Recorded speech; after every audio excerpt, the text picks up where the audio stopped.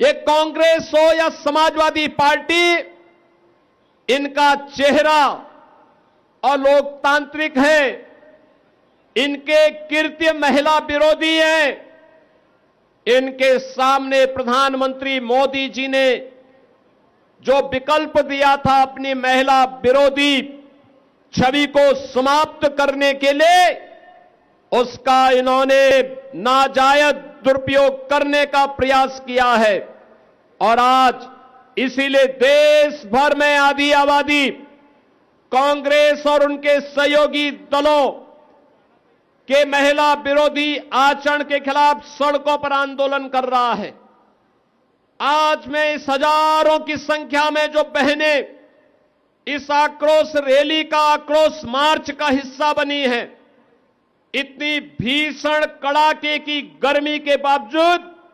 आप सबकी उपस्थिति प्रधानमंत्री मोदी जी की नीतियों के प्रति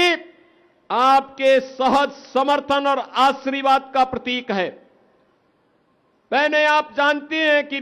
पिछले 11-12 वर्ष में प्रधानमंत्री मोदी जी के नेतृत्व में देश के अंदर जो परिवर्तन देखने को मिला है,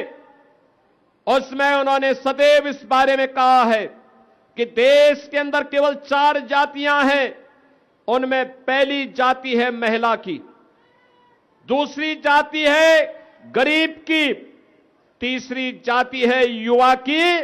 और चौथी जाति है किसान की। और उन्होंने सभी नीतियों को इन्हीं 4 के इर्द गिर्द केंद्रित करते हुए देश को आज आर्थिक उन्नति के एक नए सोपान तक पहुंचाने में सफलता प्राप्त की है। देश के अंदर इंफ्रास्ट्रक्चर के इस नए युग का कार्य हो, नए भारत के अनुरूप भारत के अंदर भारत की विरासत के संरक्षण का कार्य हो, या फिर देश के अंदर समाज के अलग अलग तबके के उत्थान के लिए चलने वाली योजनाएं, इन सब का केंद्र बिंदु या तो आधी आबादी नारी शक्ति है, जिसके सम्मान,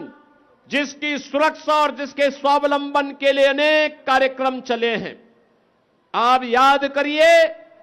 बेटी बचाओ बेटी पढ़ाओ का कार्यक्रम हो, चाहे वह मातृ वंदना योजना हो,